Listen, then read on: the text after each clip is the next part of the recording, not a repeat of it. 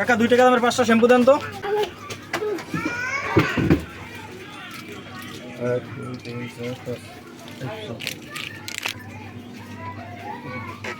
500 টাকার বাজার করিলে 5 লিটারের একটি তেলের বোতল একদম ফ্রি। সত্য। 500 টাকার বাজার করলে একটা 5 লিটার তেলের বোতল ফ্রি, 100% সত্য। এই নেন 500 টাকা, আমার এখানে 500 টাকার বাজার দেন।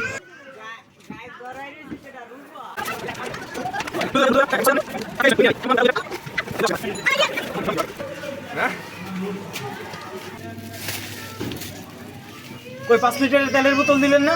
অবশ্যই দেবো।